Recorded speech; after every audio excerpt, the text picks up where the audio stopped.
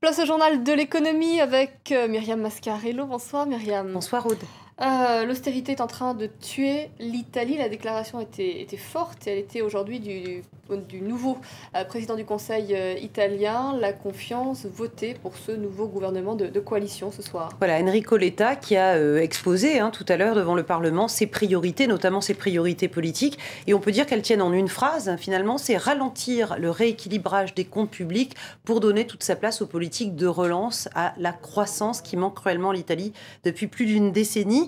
Donc, ralentissement des politiques d'ajustement budgétaire, ça ne veut pas dire qu'on les abandonne, parce que l'Italie reste quand même avec une dette absolument énorme de 2000 milliards d'euros. C'est 130% de son PIB, de sa richesse nationale pour l'année 2013, très probablement. Alors, il a détaillé un petit peu des mesures de programme. On sent bien que sa priorité, c'est l'emploi. Il y a 12% de chômeurs en Italie, donc ça, c'est vraiment important. L'emploi des jeunes en particulier, puis le pouvoir d'achat. Comment relancer la consommation italienne? Alors, il a donné des pistes, relancer par exemple le secteur du tourisme. Il a suspendu une mesure qui était très impopulaire dans la classe moyenne italienne, qui était par exemple un impôt sur la résidence principale. On ne va pas énumérer toutes les mesures qu'il a annoncées, mais voilà, c'est vrai que son cap, c'est voilà, relancer la croissance, relancer la consommation en Italie. Et les marchés ont parfaitement bien et anticipé et accueilli ces déclarations, puisque ce matin, par exemple, l'Italie est allée emprunter à 10 ans sur les marchés obligataires, et que ces taux à 10 ans, eh bien, n'ont jamais été, enfin aussi bas, en tout cas, ils sont descendus sous les 4%.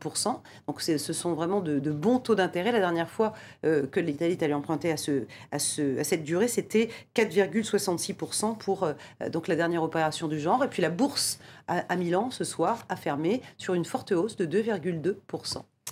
Il y a un point commun entre tous les pays européens, c'est une montée sans précédent du chômage. En Belgique, la marche pour l'emploi est un succès. Voilà, il n'y a pas qu'en Italie, effectivement, la Belgique souffre aussi beaucoup de destruction d'emplois et de non-création d'emplois. Donc aujourd'hui, il y avait une manifestation effectivement à Charleroi. Il y a eu des milliers de personnes qui ont défilé, qu'ils soient salariés, qu'ils soient indépendants, qu'ils soient fonctionnaires, et qui se sont tournés à la fois vers le gouvernement et vers le patronat pour demander des mesures. Et c'est vrai que dans cette région de Belgique, il y a 10 000 emplois qui ont été ou supprimés ou qui sont menacés de l'être depuis le début de la crise économique. Du côté des marchés, les places européennes ont terminé dans le vert. Oui, elles ont été soulagées par l'arrivée donc de ce gouvernement tant attendu en Italie. Et puis, elles sont toujours portées par l'espoir que la Banque centrale européenne baisse ses taux directeurs pour soutenir l'activité donc en Europe, en zone euro et en Europe. Paris a gagné ce soir 1,54%, plus 0,49% à Londres. Francfort a fermé sur une hausse de 0,75%. Et la tendance était identique outre-Atlantique à Wall Street, avec en plus un bon chiffre qui montre la vigueur retrouvée du marché de l'immobilier, plus donc c'est ce gouvernement italien attendu aussi par les Américains. Donc à Wall Street, on a vu un Dow Jones augmenter de 0,72%, le Nasdaq qui a pris 0,85% et le S&P 500 plus 0,72% qui atteint d'ailleurs un maximum historique en termes de points.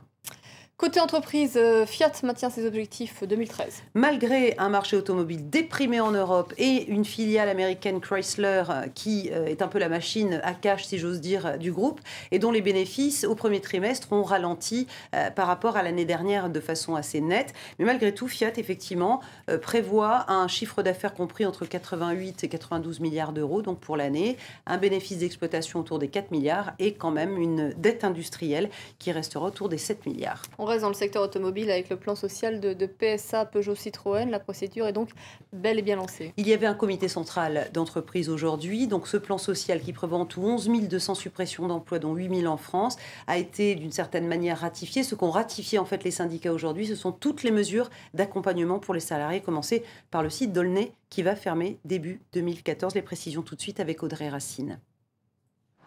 Derrière les portes du siège social de PSA se joue l'épilogue d'un douloureux plan social.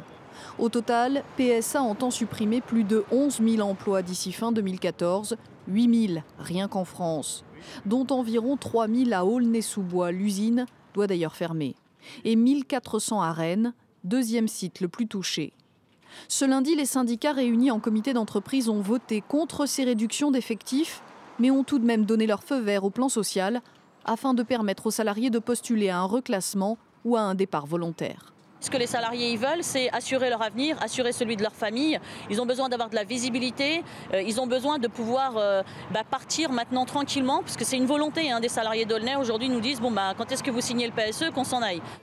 Alors que ce plan de restructuration avait été jugé inacceptable par le président français l'été dernier, son ampleur n'a pas été revue à la baisse.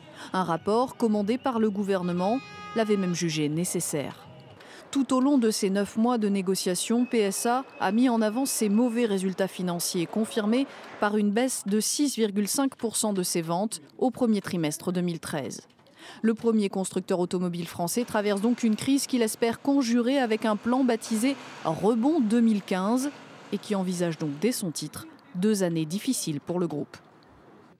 Relancer l'investissement pour créer des emplois, c'était aussi l'un des thèmes majeurs des assises de l'entrepreneuriat. Voilà, avec le président français François Hollande face à 300 chefs d'entreprise. Et c'était un peu le moment de la réconciliation. Souvenez-vous du mouvement des pigeons, les entrepreneurs français qui estimaient qu'ils étaient trop taxés.